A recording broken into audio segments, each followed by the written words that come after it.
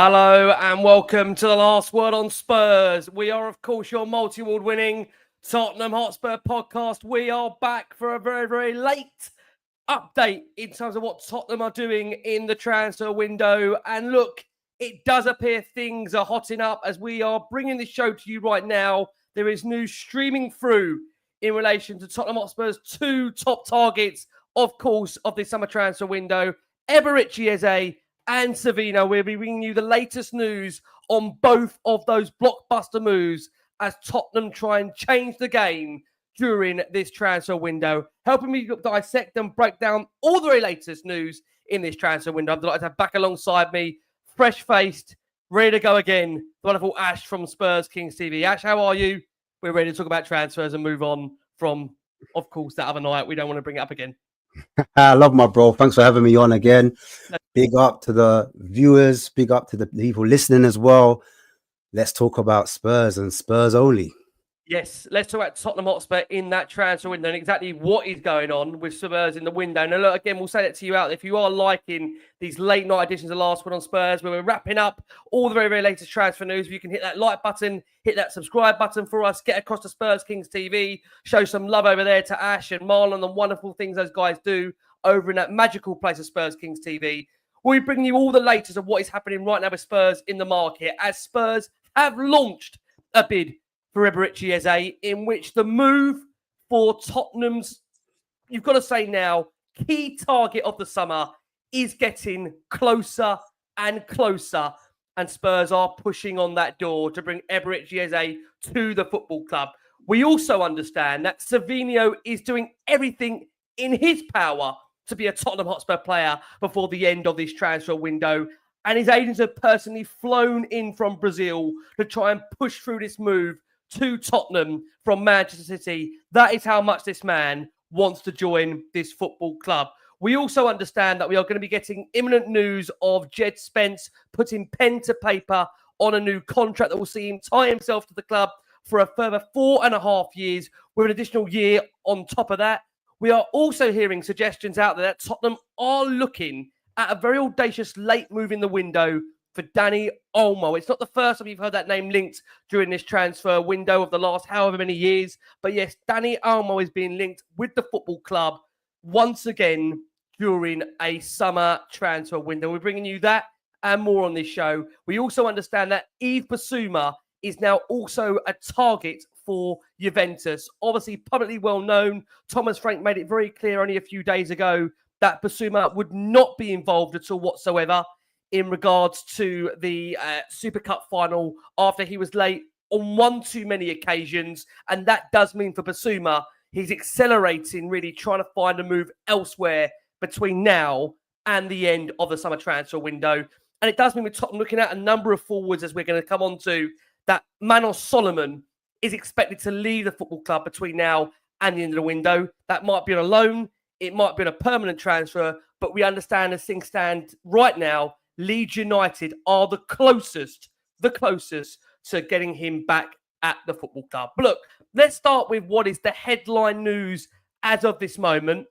And that news is that Tottenham Hotspur are, as things stand, closing in on a move for 𝐅𝐸𝐸𝐸. But what is the most crucial thing to say at the moment is that there is still no agreement between Tottenham and Palace and how this move will work. But the key aspects that have come from this last 24 hours are that 𝐅𝐸𝐸𝐸 wants to join Tottenham. He is keen on working with Thomas Frank, and vice versa, that Thomas Frank is driving this move for 𝐅𝐸𝐸𝐸. And we are going to come on to how that could work in terms of the formalities behind the deal. But Ash, it does feel this move is getting closer. I know it's not getting as quicker as what fans would want it, but all the noise seems to indicate EZE wants Tottenham, Tottenham want EZE. Is it just a matter of time, Ash, before we can get this deal unlocked? Well, the important thing to remember about the deals that it is a negotiation, and there are two chairmen involved. In terms of Steve Parish and Daniel Levy, we know that Parish is a hard-nosed negotiator, and so is Daniel Levy. And so it's not as straightforward as just paying the actual asking price. I know a lot of fans are eager to get this one down, and obviously Daniel Levy's got previous history, so we know he does kind of you know, long out deals, if that makes sense. But I think that you've got to make, they're going to try and meet halfway in the middle. So obviously he has a release clause, and I think we're going to offer somewhere close to it. And that's where the situation is taking a little bit longer. So if they can find an actual deal, I think the deal can get done. Obviously, as you said, the player wants the deal, the club wants the deal. Frank seems to be a fan of the player. Cochrane's, he knows him, he's got a relationship with him as well, as said before, as people know.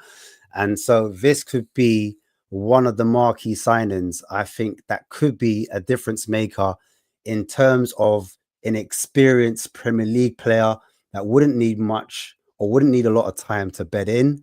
I think he's predominantly a final third player who starts his attacks higher up the pitch, starting from the left, and then he drifts in. But he's a person that finishes it off as well. However, he can start attacks from deep by carrying the ball, dribbling. He's not afraid to take it off his fullback. Is he a deep line playmaker? No, he's a little bit different. I'm not saying he's a controller.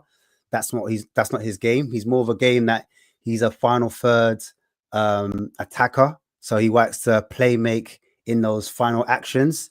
And in terms of passing, as I said before, there has been some question marks about his passing, but his passing is very astute, in my opinion. In terms of passing, his average passing is 3.5 passes per match, and that's really high for a player in terms of progressive passes. So he's a player that wants to risk it more, wants things to happen. He's an action man. He's a flair player, someone that can get you off your seat. So when we're talking about passes, I've spoken to you about this before. He'll use the outside of his boot to curl passes around the player. He would do like little funny Rabonas. Remember Lamela scoring that lovely Rabona to score a goal. He would do something like that to find his teammate. He can disguise passes through lovely deceptive nutmegs. He can do reverse passes because he's a player. Even when he's at dribbling and he's at full stretch, he can find a reverse pass or disguise in that pass that no one else can see because he plays with his head up. He has vision. He's got awareness. He looks around and then he pulls that trigger. And he normally links up very well with the big man Mateta. So it's a big man, small man relationship. And I can see that happening with either like a Dominic Solanke, or Solanke's not about Kudus. We saw what Kudus did in the final when, in terms of his hold-up play, when the keeper went long into him, was able to bring it down and then find a player. I could see both him and EZE linking up very well, but especially a player like Solanke, because he said Solanke doing little 1-2s with him, big man, little man relationship. And the thing is as well with EZE, he can run off players as well, but he does prefer to have runners off of him. And I think having an attacker that has a right foot, we're signing a left footer, and we know that Kudus is a left footer. So Savinho or Savio, he's a left footer. Kudus is a left footer. So it would be nice to have another attacker with a right foot just to add a little bit of balance. But what separates EZE from other ball carriers and dribblers, in my opinion, is his low center of gravity and his physicality as well, his explosiveness, his agility, and his ability to go through and be unpredictable. So he's able to do things like chops, where he chops the ball from his strong foot onto his weaker foot, and that unsettles defenders. They don't know which way he's going to go. And also when he does a little shoulder drop or he does a little body feint, he can quickly drag it onto his weaker foot, back onto his strong foot, and then cut the other way. So he's got many skills and many weapons that can hurt you. So he's that type of player, as I said before, a flair player. If you want to compare him, I'm not saying he's Ginola level because I don't want to disrespect. The older heads will come at me and say, how dare you say Ginola? But in terms of glide, yeah, you know what I mean? When he's traveling with the ball, he's got a different way of dribbling with that ball. Even even his final actions, his shots, he shoots from outside the box. That's what we'll be missing. Someone in that final third that can make the difference. And in terms of shots, only Haaland, Cunha, and I think it's Chelsea's Cole Palmer have had more shots on target or on goal. And I'm talking about strikers and attacking midfielders. Do you know what I mean? So he's in good company. And what the good thing is as well, Ricky, just to put it into context, if he was linked to teams like Chelsea, Arsenal, obviously heavily linked with him, Manchester United were looking at him at one point, that means he's in good stead. He's in good company. Bayern Munich. So we're getting a player that these teams Yep. clearly rate. So he's going to raise the floor, the technical base, the technical level, the expectancy, and even galvanize players around him because he's a big name. Everybody knows him. And I like the fact that he's had the struggle story. He was at Wickham, right? I remember he got rejected as an Arsenal boy. He got rejected at Fulham. Went to Wickham, and one of the strikers, I forget his name, there's an interview with him, and he says, Gaff, I don't know if we should play him. You know, I don't know if he's that strong. I don't think we need that kind of player. He came on off the bench. He scored 2 goals back-to-back, like a Ronaldinho, in his debut, outside the box. And the fact I like about him, he's got different types of finishes. He's got half volley, volleys. He's got curlers. He's got in-step finishes. He can hit the corners. He can, you know what I'm saying? He's got chips, goes round and go. Like he's got it all. He's just someone that's going to raise the roof. He's going to excite fans. He's going to excite. So like when people are talking about the passing, what they got to realize, he's not a metronome. He's not a regista. He's not a dictator. That's what I'm trying to say. He's not someone that's going to pause on the ball and progress the ball slowly. He's a final third. He's more of an action man. He wants to make things happen. He wants to get on the ball and drive the ball forward, get fans off the feet. And he said in an interview, he wanted to marry goal scoring and assist with actual flair and getting people off the seat. So this is the type of player we're trying to get to Spurs. And I think this is why so many fans are excited. In terms of even dribbles only Kudos, Ndai, and Doku. Those are only players ahead of him in terms of dribbles. But what makes him unique is that he can dribble centrally. Do you know what I mean? And that's the new football meta. When we were criticized and Arsenal were being criticized of doing that passing of the horseshoe. And the reason why the pass of the horseshoe against a low block is so hard is because sometimes you need a dribbler to break those lines and someone that's got a disguise in a pass to break through those lines. And he can do that with his awareness, his spatial awareness, and he's able to do that at speed, at will, and link play. So that's the type of level elite player we're getting. Yeah. Ash, we can't thank you enough for that. I mean, that's a lot of information there for everyone to really get excited about 𝐅𝐸 𝐂𝐸. And it's worth me also pointing out, as things stand at the moment, Spurs are confident. They are confident they have put together a framework of a deal for 𝐅𝐸 𝐂𝐸 that will satisfy Crystal Palace, despite at this moment in time there not being an agreement in place. But we know Spurs have now launched that first official bid for 𝐅𝐸 𝐂𝐸. And we understand, as I mentioned already, the player is very, very keen on the move to Spurs. We understand that contact was made around a week ago, and they've been working on a plan to make a quick breakthrough in negotiations. I mean, look, it's been anything but a quick breakthrough. You know, that situation is ongoing as to how Spurs are going to break through with Crystal Palace on a deal. But we do understand that there is dialogue between the two clubs. There is a willingness from certainly the players' perspective and Tottenham's perspective to try and get this deal done as soon as possible. And he is, as things stand, Tottenham Hotspur's absolute priority target of this transfer window. Now, quite interesting what we did hear earlier in the day with regards to this bid for EZE is that Spurs were moving, I know people will laugh about this, Spurs were moving fast. The word fast was being used to avoid Arsenal countering the offer, because there is genuine optimism that EZE is prepared to join Spurs. There's a wide belief personal terms are understood will not be an issue. And David Ornstein has said on 𝐅𝐸 𝐂𝐸, he is a less pressing concern for Arsenal. He said 𝐅𝐸 𝐂𝐸 was being looked at when there was a possibility of Ethan Nwaneri leaving. He signs his new contract, and EZE is a less pressing concern. The left side is an area that Arsenal are thinking of as a priority, but that would take departures. And really, since that moment, David has spoken, Arsenal have really downplayed their interest in the Tottenham target. And this has really happened over the course of the last fortnight, which is why Tottenham have gone back in. I think everyone has heard me say a lot on this show that it's very difficult in terms of the optics for Tottenham and Arsenal to both be in for the same player. But now the fact that Arsenal appear to have distanced themselves from, as things stand at the moment, going back in for the player, this has left Tottenham in a situation where, given the Maddison injury, given Decky's situation in terms of the fact that we know he's not going to be available for, you know, a good chunk of the opening part of the season, Tottenham need a number 10. 𝐅𝐸 𝐂𝐸 has been on their radar for a number of years, we know. But again, the key thing I mentioned here, Thomas Frank has been the man that has been driving this transfer. he is wanted to work with 𝐅𝐸𝐸 𝐂𝐨𝐧𝐭. From our understanding, 𝐅𝐸𝐸𝐂𝐨 is keen to work with Thomas Frank. Ash, should that in any way kind of give fans some reassurance and calmness by the fact that for Arsenal, 𝐂𝐨 is not being seen for them as a pressing concern right now? Because I know for many fans, there's a concern out there still that until we do get a breakthrough in negotiations and we do get confirmation Tottenham have reached an agreement with 𝐅𝐸𝐸𝐂𝐨, there is always that concern out there for fans that Arsenal, of course, could come back in for him. Yeah, it's always that concern because we've got history in terms of players being in the actual room, getting ready to sign contracts, and then all of a sudden, we've had players in the room that we still couldn't sign. I think Willian jumped out the window, so there's still no guarantee when you get them in the room they're going to join, but you've got half a chance when you get them in the room, right? And we keep them in the room.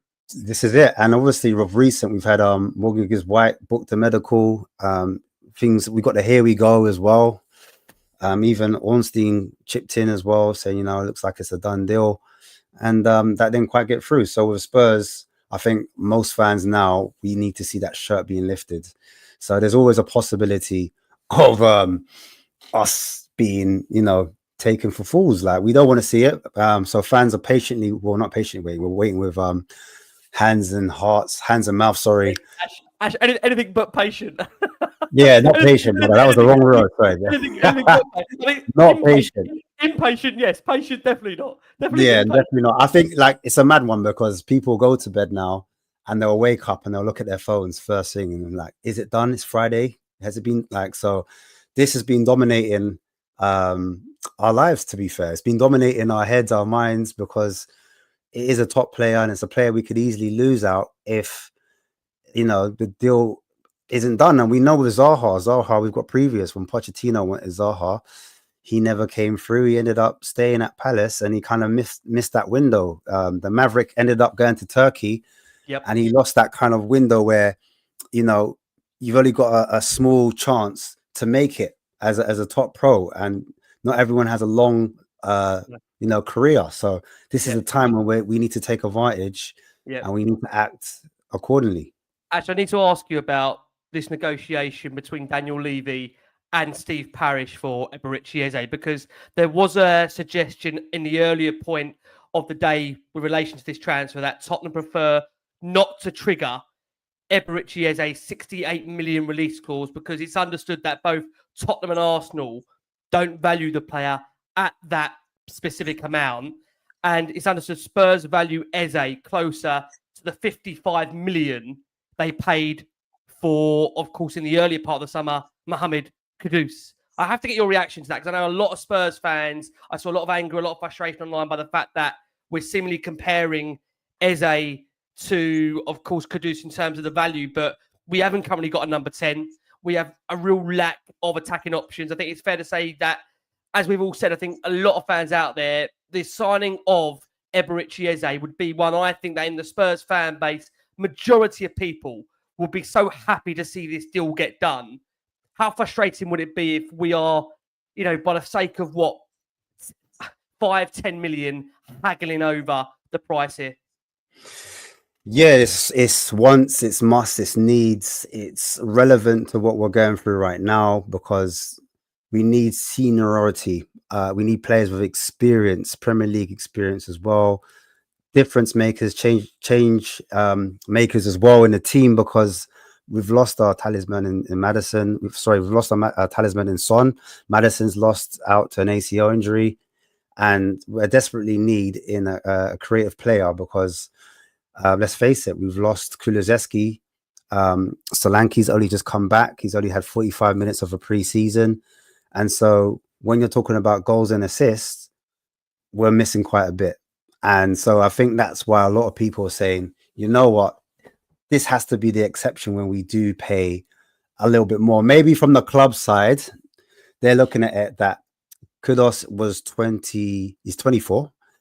And in terms of like getting more out of him, not even sell on value, like in terms of like longevity, he won't be 30 till maybe another 6 years, another 5 or 6 years. So you're going to get more out of a player. You're not going to lose his power. You're not going to lose as much speed because he's still fairly young. Whereas 𝐂𝐨 is 27.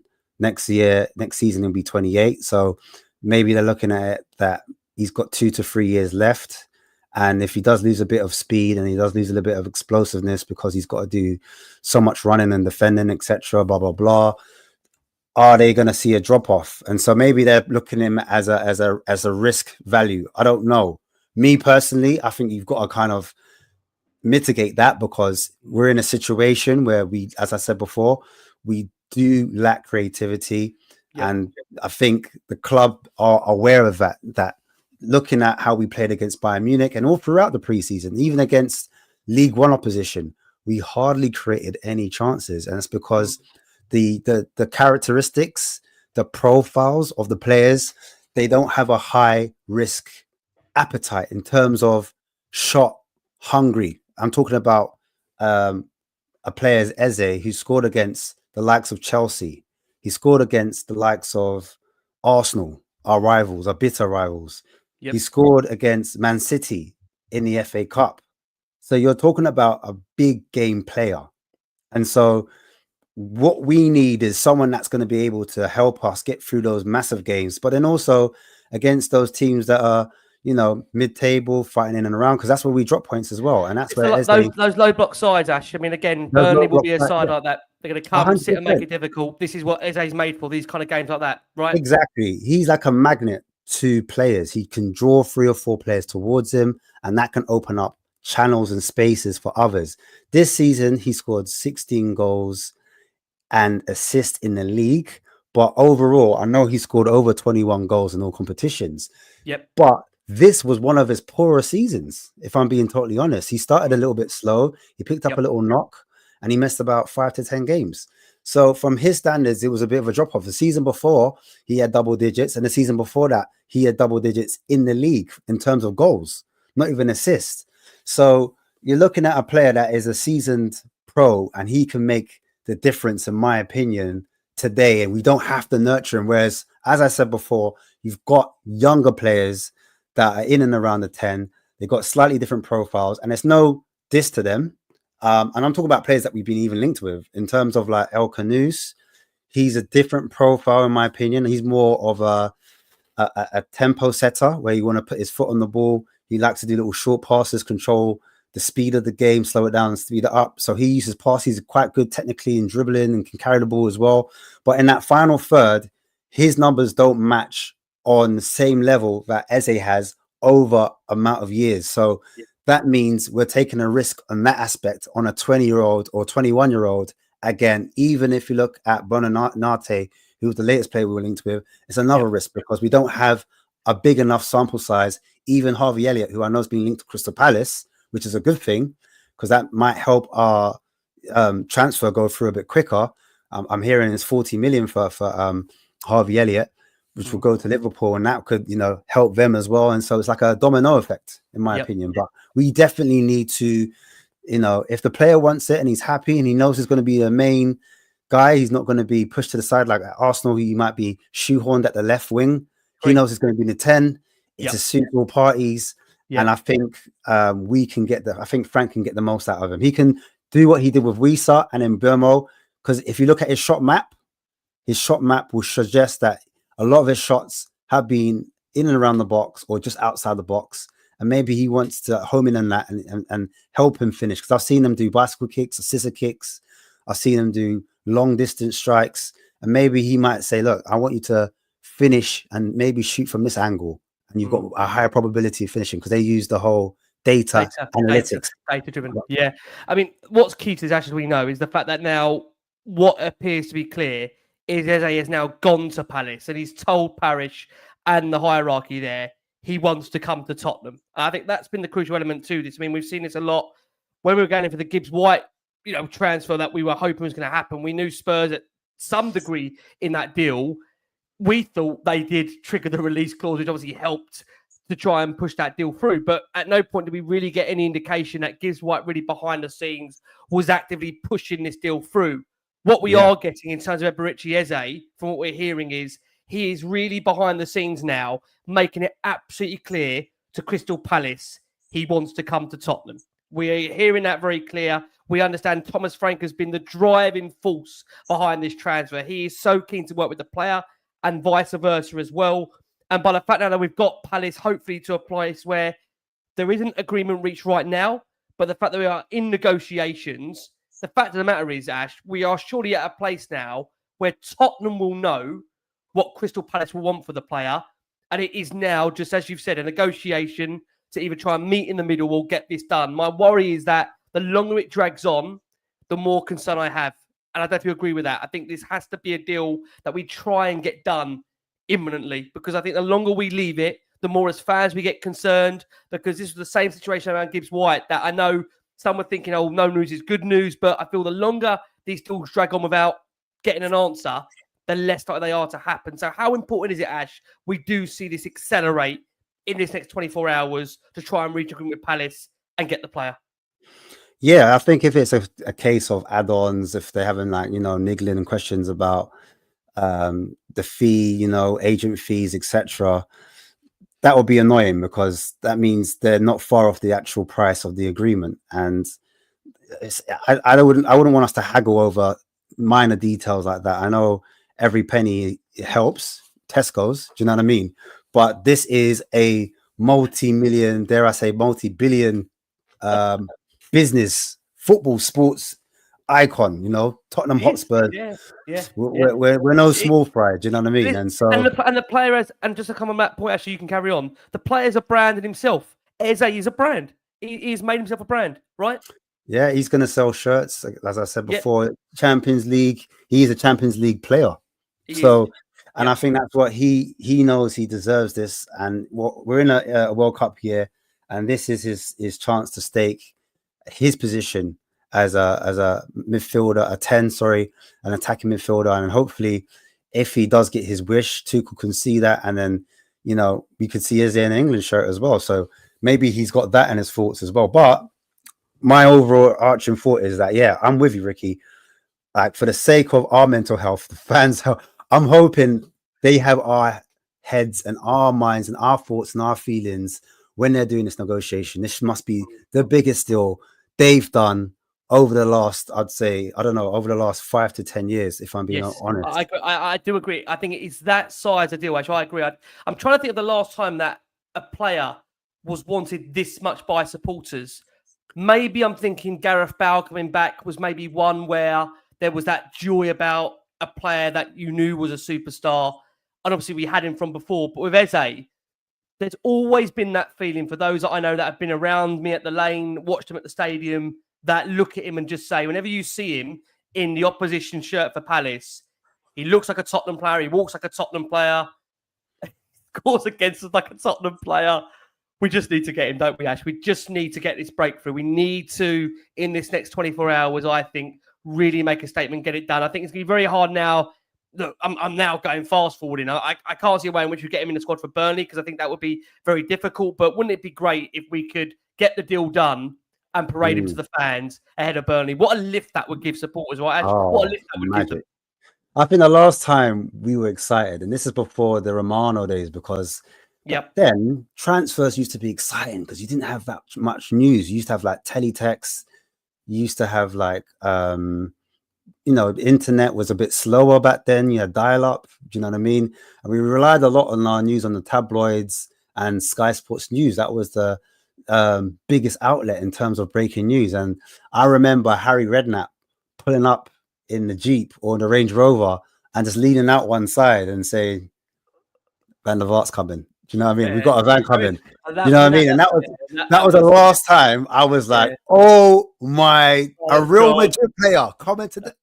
Oh, I lost my mind. Yeah. So yeah, it would be that level. Big up. It will be that level. It will be that level. Look, we will keep you posted. But like I say, that news on Eberechi Eze in terms of where we are right now, we understand Spurs are edging closer and closer with regards to bringing Eberechi Eze to Tottenham Hotspur. But as of this moment, as of this time of recording, Tottenham are yet to reach an agreement with Crystal Palace for the central attacking midfielder. Keep eyes posted. We'll keep you posted as anything that does change, of course, throughout this show. We're halfway through. Thank you so much for all your incredible support for Last Word on Spurs. If you can keep liking, keep subscribing to the show, that is great. We've got over nearly 10,500 of you that are watching this show live. We're not finished yet. We're going to come on to what is Spurs' second major target of the summer. Before I do, please make sure you go and check out Ash over at Spurs Kings TV. They are back up and running over there officially. They are ready to get going on what is a potential 55, 60 game season.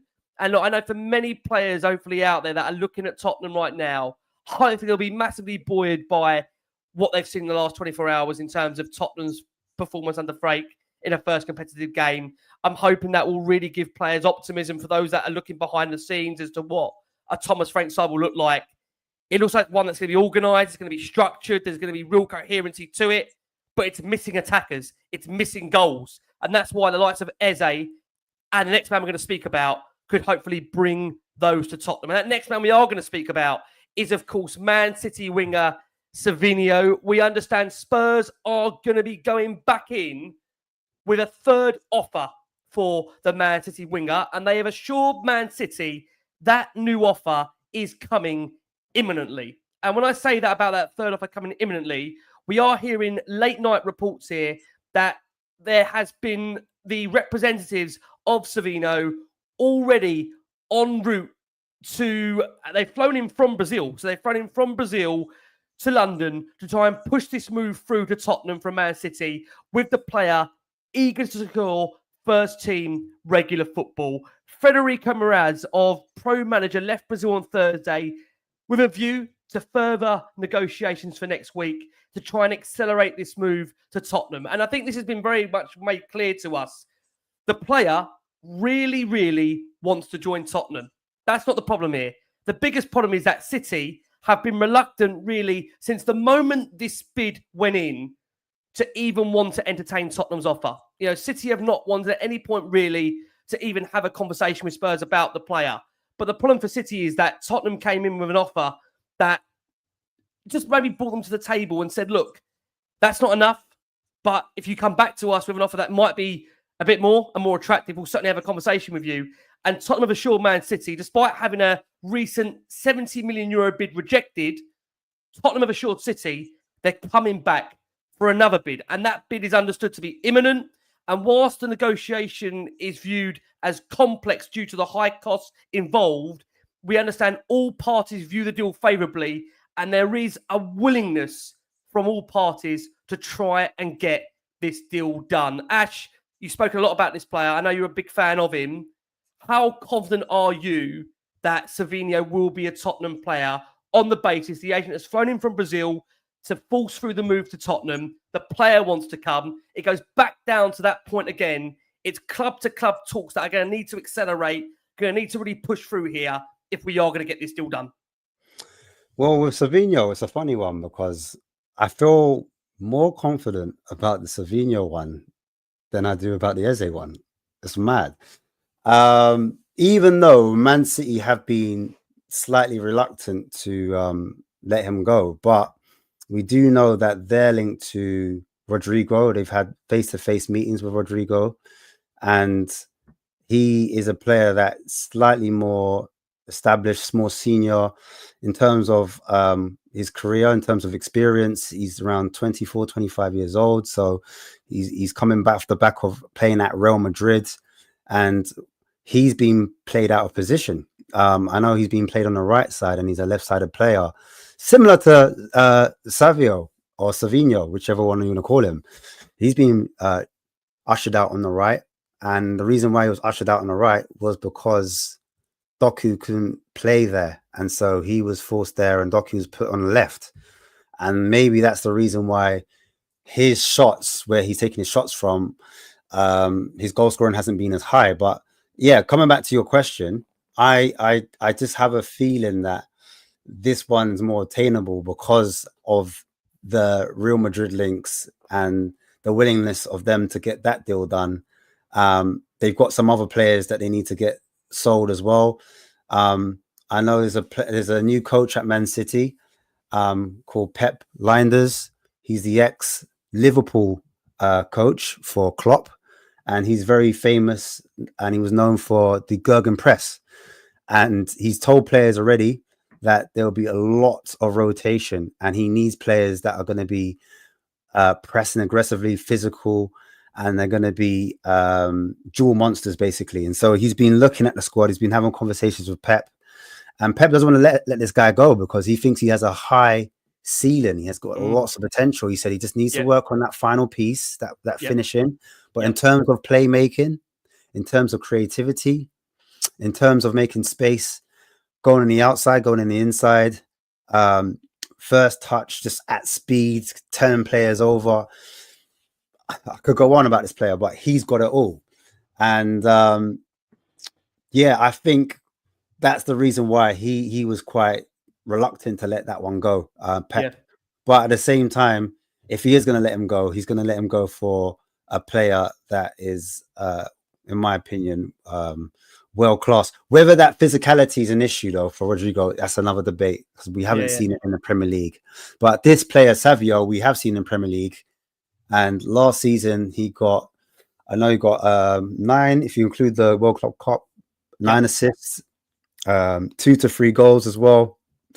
And I think the difference between Savinho and the players that we currently have has to be that this guy can carry and dribble at speed and deliver crosses at will. I think that's the main difference. So we've got a lot of youngsters, but he's just another level above what some of our youngsters are capable of doing, in my opinion. Well, we're hearing reports, Ash, just on, you mentioned Pep there a second ago. Apparently, Guardiola has been seeking ways to trim the size of the squad as part of the reboot he wants to do. But it has been made very, very clear that this move this was not on his radar to allow Savinho to leave the football club. He's played in 3 of the last 4 games of City at the Club World Cup. He's a player that already Pep Guardiola has invested a lot of time into, that he saw as being one of the key players for City ahead of the upcoming season. But it's because of the fact that Tottenham have given City assurances they are going to come in with a bid that, quite frankly, for City, they can't turn down. And by the fact the player is really, really keen on the move, this is why this is ongoing at the moment. The player really seems to want to move to Tottenham, which is interesting because you do think about that fact alone. The player would be leaving a club that, with all due respect, is going to be competing for the title. We'd love to sit here and say that's going to be Tottenham as well, but we have to be realistic that I think for Tottenham, our first port of call is to try and get back even, you'd say, the top 6. Many will be buoyed by the last 24 hours of that performance we saw against PSG, and maybe people will think on our day we're a match for anybody. But how great is that to hear, Ash? The ambition is there from the player that he wants to come to Tottenham, because he's at a club in Man City that really, there wouldn't be many players in the world that would want to leave City. So does that show you the confidence the player has to really make an impact at a club like Spurs, and how great it is to hear he wants to join us? We want players that want to come, the same way we loved when we heard Kuda say the only club he wanted was Tottenham. Ricky, he's fully quiz. And you got to remember, with Pep's squads, they can only allow a certain amount of foreign players. So he was looking to trim that squad down anyway. I don't think it was Savinho was in his plans. I agree with that. But on Savinho's side, it's a World Cup year and he wants minutes. He only got 1,700 minutes last season. I'd imagine at Spurs he'd be getting a lot more, as he'd be more of a mainstay in our team. I think that's the reason why he may be pushing, as you said before, if he's going to be one of our main attackers and he's going to be loved and adored and appreciated, he's going to want to come there. And who knows, Lucas, our friend Lucas, he might have had a little conversation. Lucas Moura, bless his soul. He was a Spurs.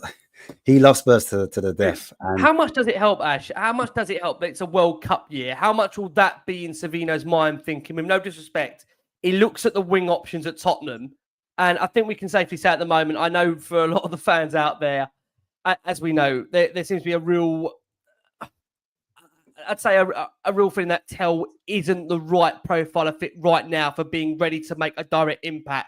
We know some people have found and felt the same with Brennan Johnson on that. But again, with Brennan Johnson, the guy still put up numbers last season. In terms of the GAs, over 20 plus. You can't disagree from the fact of what he provided on the field. But with Savinho, I think, like you said, I don't know anybody really like him in this squad.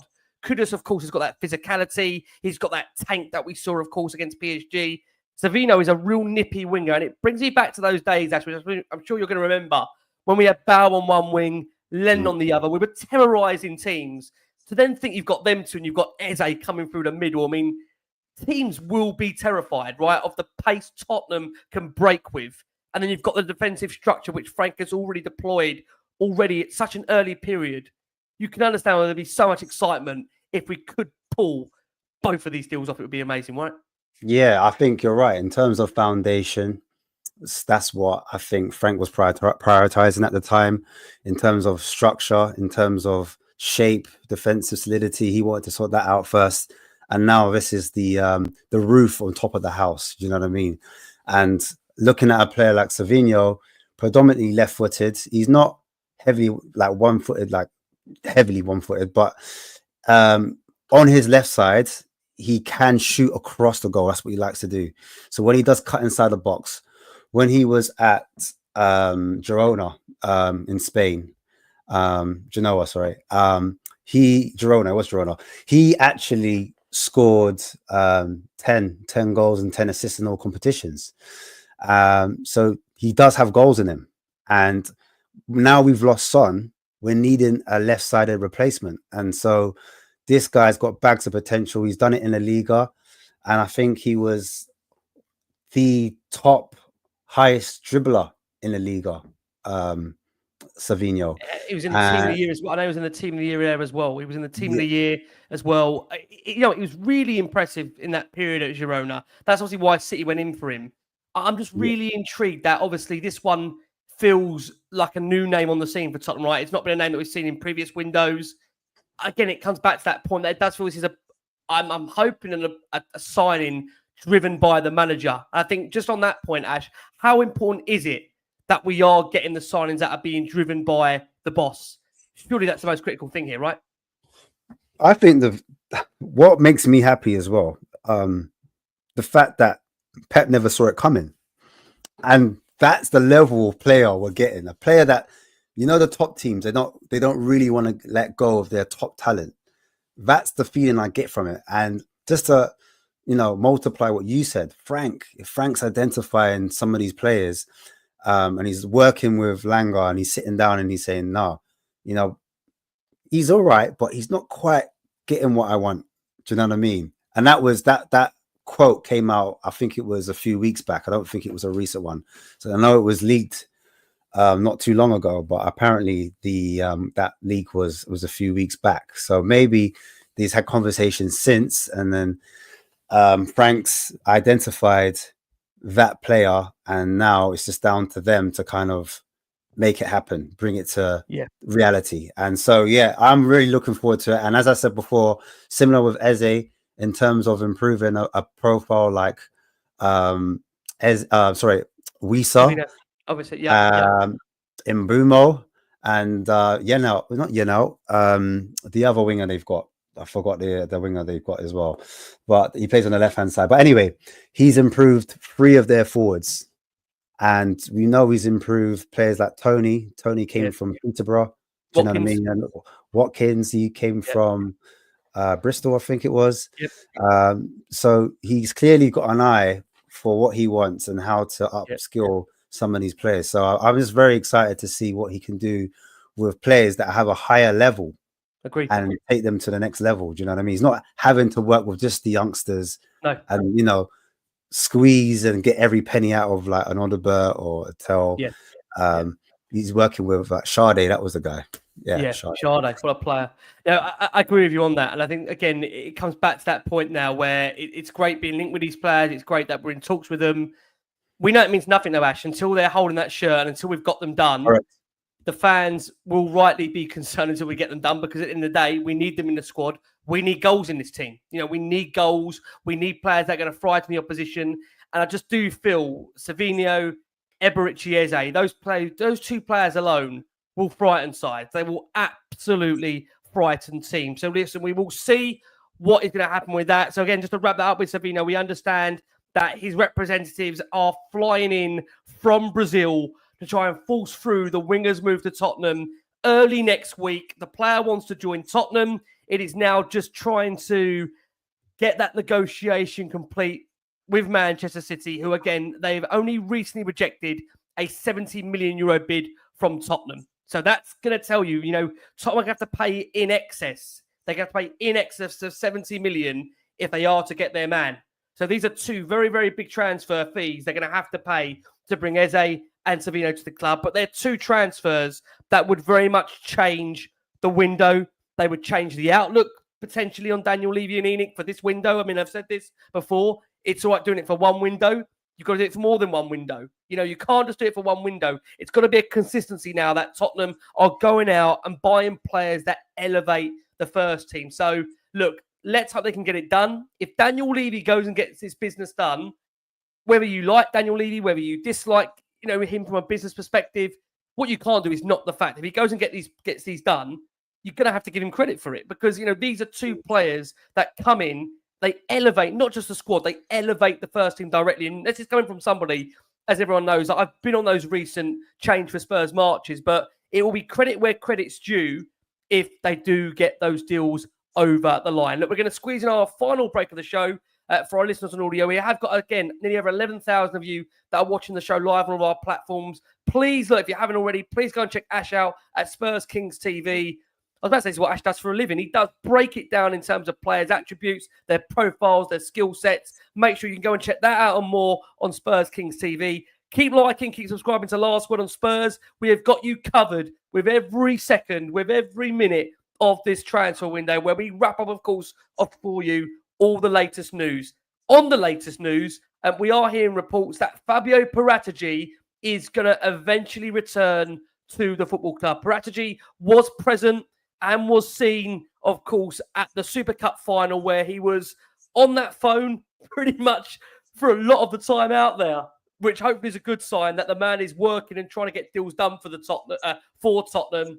And that was in combination with Johan Lang. That was also with him in, of course, Italy, where you hope there is those two working away, trying to get deals done. And there has been an interesting link that's come through to us in this last 24 hours. It might be an audacious move. We'll have to see. I presume this one might be on the basis that we can't get a deal over the line for 𝐅𝐸 EZE because this, again, is a player that I think has featured heavily at number 10. And that is that Tottenham are reportedly showing late interest in Barcelona star Dani Olmo. Now, me and Ash had a chat about this, behind the scenes. And this is a player that has been on Tottenham's radar for quite a considerable amount of time. He was directly involved in 19 goals in his first season at the club, but reports suggest due to the financial urgency that Barcelona find themselves in, Olmo could be sold between now and the end of the transfer window. I mean, Ash, it is being reiterated that despite EZE being looked at by Tottenham, Olmo is being viewed in addition to him. I mean, I can't personally see that. Maybe I'm shooting this down before it starts. Can you, Ash? Can you realistically see a way in which you get Olmo and 𝐅𝐸 EZE here as two number 10s? Listen, this is football. Anything's possible. So I wouldn't rule out anything. But the likelihood of it, I would go with what you're saying in terms of I think it'll be one or the other. But yeah, they said they're going to try and challenge for the league and Champions League. And so we'll have to wait and find out. But the concern with Dani Olmo, I know he has got a injury record. I know in 22-23 season, he had a torn muscle fiber and an inner knee ligament tear. And then he also had a knee injury. So it was a reoccurring knee injury that he had the following season. He had a few muscular injuries. And then he had the same adductor injury again the season just gone, 24-25, which pushed him out for another 10 games and another muscle strain injury again. So there has been times when this player has missed out on a lot of injuries. But saying that, he's a player that's versatile. He can play attacking midfield. He can play left winger, second striker. I've seen him play left wing or left mid for Spain before. He is predominantly a central midfielder or /10. But I think what we like about him in the profile of Dani Olmo is that he has an engine similar to Morgan Gibbs-White. We know that, and when I say engine, someone that can be box to box, can get up and down, cover lots of blades of the grass, has a lot of physicality, tenacious, wants to win the ball back, strong in duels, wins, good at high pressing, and that's something that would suit Frank's style in terms of versatility as well, tactically flexible. And we have looked at him. I remember reports were coming out 2019 and earlier. I was looking at old footage of one of your friends, Ricky, Alistair Gold, and he was reporting on Dani Olmo back when he was at Dynamo Zagreb. And that when I first started looking at footage of Dani Olmo, then I was very excited. He's a player that has immense footwork. He's not one-footed. He's a player that can chop and change onto his weaker foot. Good foot speed to eye coordination. In terms of like finishing, he can shoot outside the box. He's known for finishing outside the box. His link play is immense. He's someone that can control the tempo in the mid third and the attacking third. So he's slightly different profile to an EZE. He links play very well. And I think overall that player would definitely elevate us. He's a player that would really excite fans because not only does he add that Spanish technicality, that flair, someone that can run the game for you, but he also has the finish to go with it. And as you said, you've already mentioned his goals, so I won't bore people with the assists and goals already. How realistic, Ash, do you think though it is, in your opinion, that we could bring him and EZE to the club? I mean, bearing in mind what we've got. I didn't know that we would get or be in this conversation having EZE and Savinho.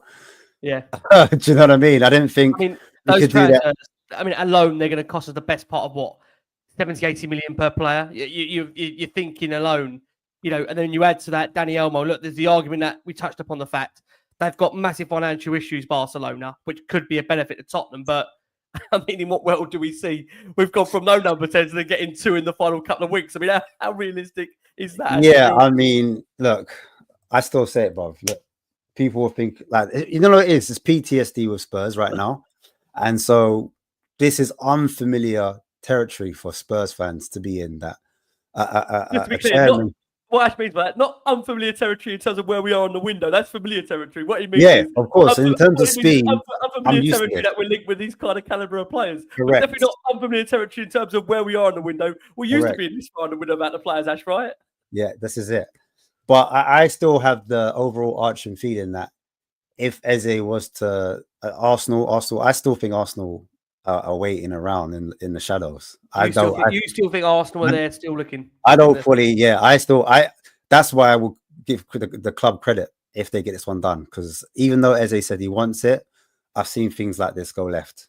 All I would say is, this is just a gut feeling for me. I just don't think Tottenham go in for EZE right now if they've got any sense of a feeling Arsenal are going to come back in. And the reason why I say that is that the optics of this would not look good for Tottenham. They would not look good at this stage in the window now. But I think how much I'm sure the club are aware that a lot of the fan base would love EZE. If they've got any sense of a feeling that Arsenal are behind the scenes looking at this, I think Tottenham will go nowhere near the player. But you still feel for you've got a concern Arsenal are still there in the shadows, right? I've got a concern. I mean, as much as they might not see it, I still personally, this is a personal opinion. I'm not saying this is the truth. This is just my hunch, guesstimation, my hunch. Yeah, literally. Yeah. I still think Arsenal, if they can get a deal done and they see like we accept a bid or Palace accept a bid, I think they would try to match it and try to convince the player to come. That's what I honestly think, because they apparently, before we got the personal deals agreed, as you said before, I heard that the personal terms were agreed with Arsenal as well. And he is an ex-Arsenal Academy player. So the links are there. But I'm still positive about the deal, by the way, just because I've got a slight, well, I think it's because of the fact now. What's clear on this, Ash, is that it does appear to be very clear to us that EZE wants to join Tottenham, but you know what? He might also want to join Arsenal. Morgan Gibbs-White wanted to join Tottenham as well. Yes, but we know really from what we could see from that interview But there was no way that he would be allowed to come to Tottenham. And I can vouch for this. I've got a Greek wife. There is no way I could get out.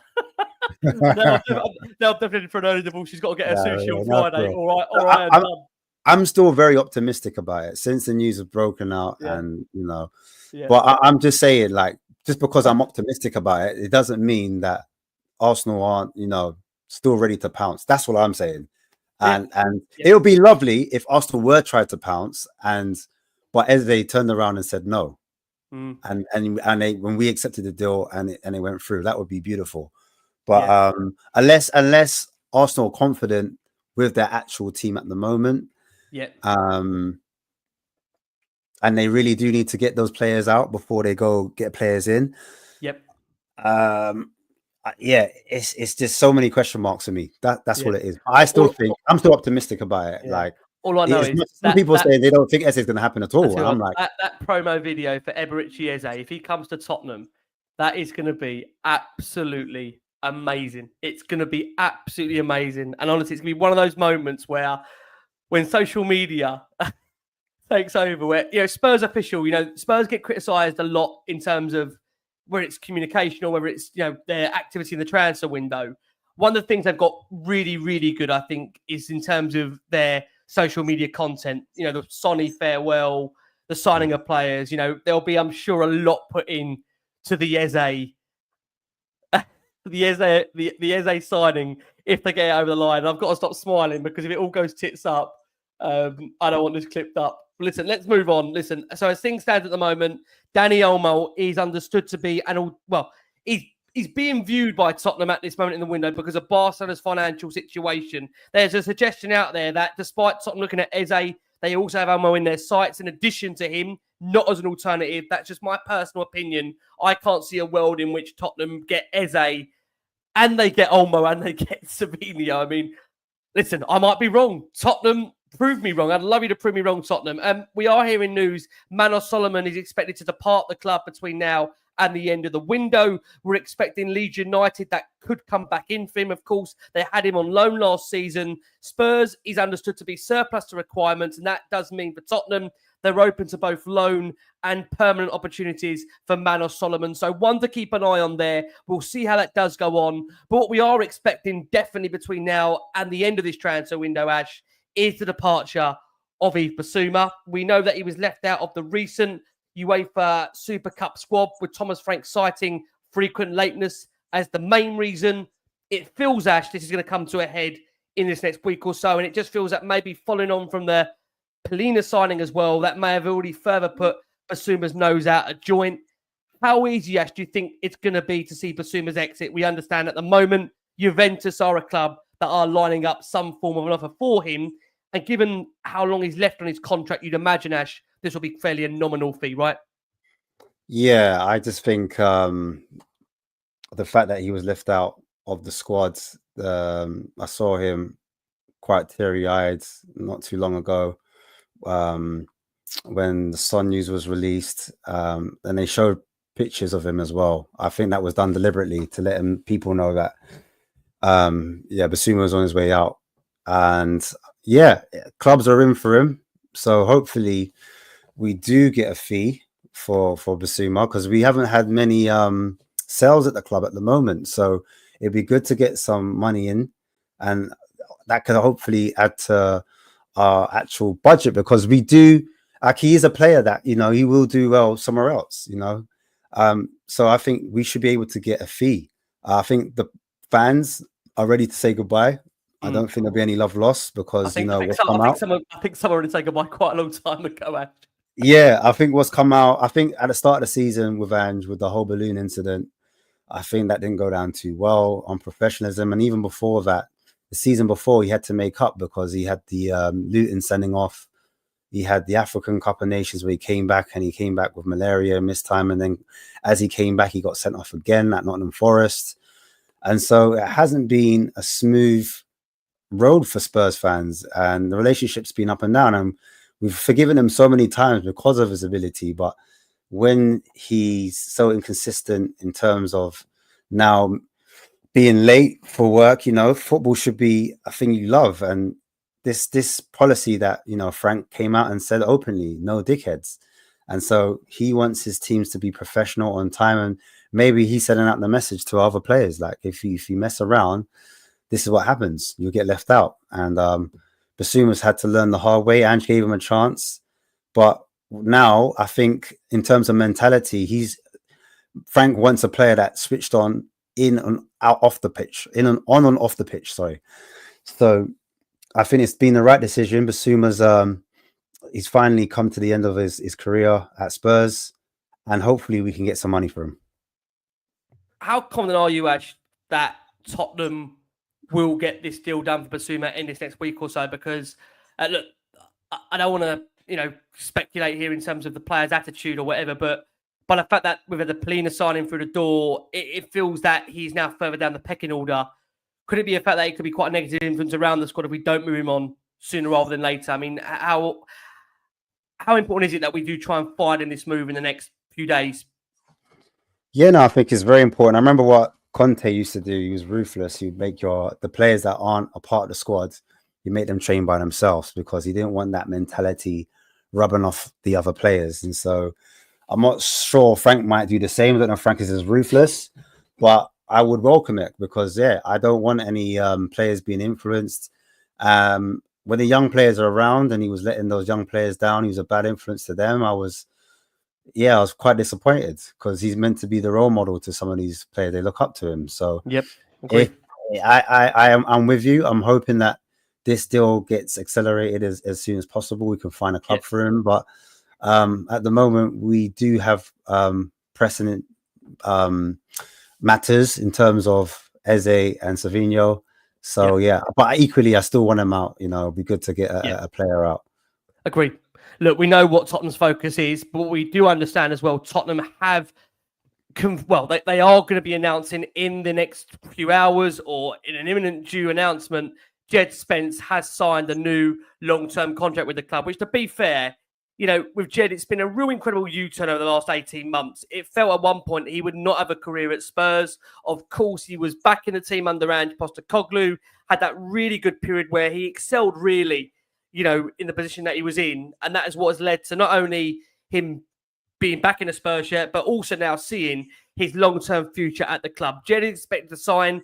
It's going to be a new 4.5-year contract till 2029. It will also have an option of a further year. And for Jed, of course, that's a remarkable turnaround for him in terms of his Tottenham career. He said that there's some good players here when he referred and looked back at the PSG result, but I wouldn't say it gives me any kind of confidence, because I'm already confident in my ability. He was asked about Thomas Frank's tactical plans and how that would help him. He said, look, I don't want to go into too much detail, but I think the main thing is to be solid at the back, and our target is to keep as many clean sheets as possible. You do that, and you win trophies, and you win titles. So big words there from Jed Spence. He was also asked about the transfer window. He said, look, I'm not sure who is being linked and who is coming in, but I think whoever comes in will definitely add strength to this squad, and that will be a good thing for us. Ash, it's been a pleasure. Gut feeling, Ash. I have to ask your gut feeling. EZE, Savinho. How confident are you we see these two men in the white and blue of Tottenham in the near future? Look, I'm quietly confident we get this one done. Both of them call me deluded, but I feel like these deals are there to be done, because you have to look at the club's investment. They are very heavily risk averse when it comes to property, because we know they have spent over 300 million in terms of that hotel.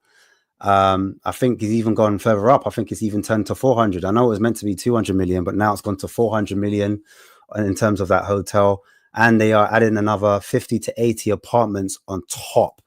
So that price and that fee could cost even more, because there has been a delay on that hotel. And we know with Mr. Daniel Levy, in terms of the actual stadium, it kept getting pushed back because he kept adding and adding, and he wanted to change this and change that. And we saw with the Overlap podcast how passionate he was in terms of the building. He's a property guy. So that's when his juices get flown. And so if we're investing so much money and we've lowered the wage ratio all the way down to allow funds for these type of buildings and hotels and apartments.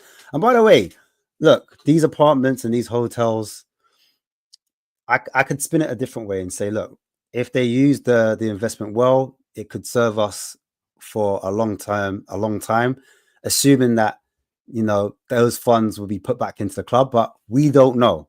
Do you understand? And so we need to see that same ambition and that same hunger and that same level of detail that he's put into the Spurs stadium, the hotel built behind the South Stand, and the apartments behind there on the actual football pitch. Great. Because Lord no, if we don't get these deals done, hey, I'll be on your. Listen, it's gonna go off in it. It's gonna go off. Hey, listen, me and you guys are hiding somewhere from. Listen, they better go into hiding, bro. All I'm saying is there'll be a generated AI doing these shows of me and you. I'm just saying, guys, do your research, but that's what I gotta say. Man. You know what the problem is now, because of how much we spoke about these players, to not get them over the line. Oh, I tell you what, I don't know what it would be like. But look, let's keep hope, let's keep faith. Like I say, that obviously headline news over this last 24 hours is Tottenham are in talks with Crystal Palace over a deal for 𝐅𝐸 𝐂𝐨𝐧𝐭𝐞𝐬. As things stands, there is no agreement in place between Spurs and Palace, but we understand the deal is getting ever closer, and the player has made it clear to Crystal Palace he wants to come to Tottenham. Savinho, we understand his Brazilian representatives are flying into London. They are flying into Hotspur Way early next week to come and unlock the deal, to unlock Savinho to become a Tottenham Hotspur player. It would be a blockbuster couple of signings if Tottenham get these deals done between now and the end of the window. I want to say a massive thank you to Ash to share the screen with me. Please make sure you check him out over at Spurs Kings TV. Keep liking and subscribing to Last Word on Spurs. We'll be with you for every step of the window. Get those notification bells on. Keep liking and subscribing. From us all, keep safe, keep well. And as always, come on, you Spurs.